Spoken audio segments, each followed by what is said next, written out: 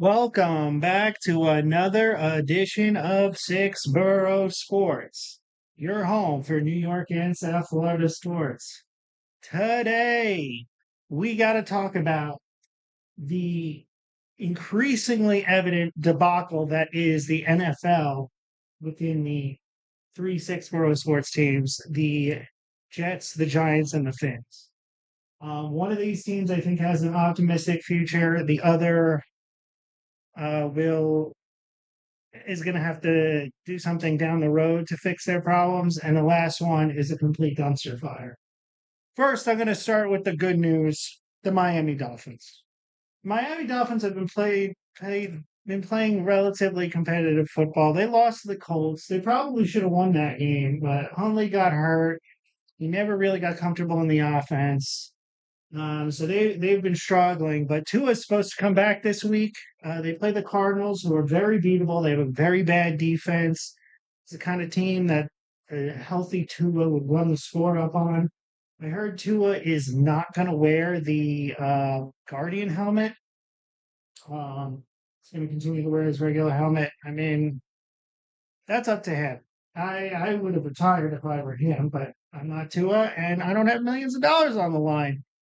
He wants to do what he wants to do. He can do it, but that's just me. So hopefully the Dolphins can kind of turn it around this year. They're kind of all in their current position. I still want to see a healthy Tua with Odell and Hill together on the field. But it's going to be interesting to see how Tua plays when he comes back. I think he's rushing it, but the Dolphins are trying to salvage their season. They still have a shot at the playoffs. They got to play a lot better. I think they can still get one of the wild card teams, but right now, I don't see them winning with this current like winning a Super Bowl with this roster. I think they can turn their season around. They have two games against the Jets, who we'll get into in a little bit later. So they have some wins on their schedule. They can go on a little bit of a run. We'll see what happens with them. Moving on, we got to talk about the New York Giants. They are a complete disaster this year. Seven sacks to Daniel Jones. He didn't even play the whole game. Saquon Barkley, total revenge, just felt disrespected, was disrespected, and he ran all over the Giants. The entire Giants team needs to hit the weight room. They were bullied that entire game. That was embarrassing. A team named the Giants getting bullied in the trenches. Absolutely unacceptable. Um, Law came in. I don't see a scenario where he's like the savior. He's not starting next week. I think they were just trying to switch stuff up, see what he's got. Um, Andrew Thomas being out makes the offensive line completely useless. It's been years, and they just cannot fix this offensive line. None of the problems are going to get better until they fix this offensive line. So they should have been drafting offensive linemen at least in the second round every single draft until the offensive line is fixed. It should be first or second round. Um, but maybe the Giants can get, Cam Ward in the draft and then get, maybe Restrepo in a later round. I don't know.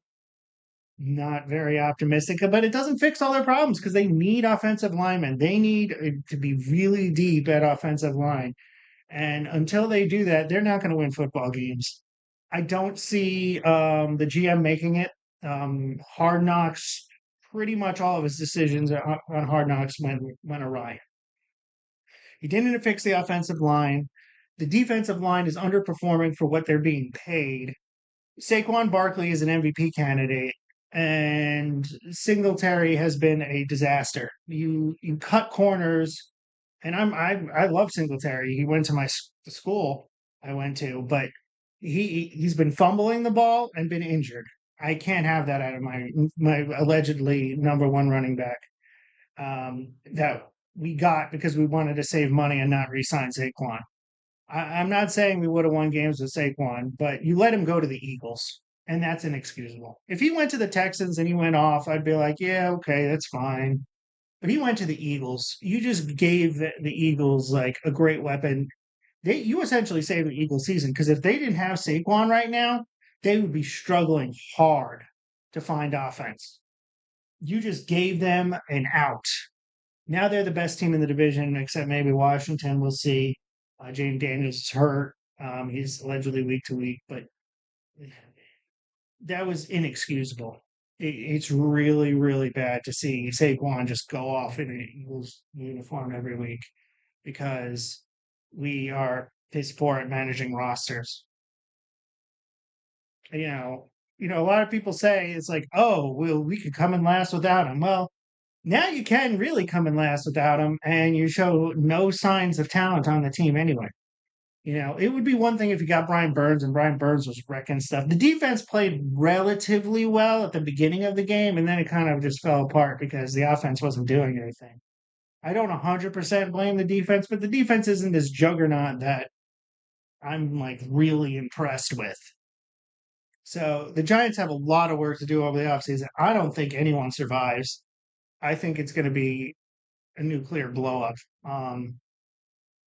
I think what should have happened is they should have been what could have happened, and what I think Giants ownership and management believed would happen is they would be scrappy, but okay, Daniel Jones isn't the answer, but we have good pieces. I don't believe in any of the pieces. I don't believe in Brian Burns. I don't believe in Thibodeau. Neighbors, I believe in, but also he's already gotten hurt. I know it's a concussion; it's not really his fault, but you know it's a problem.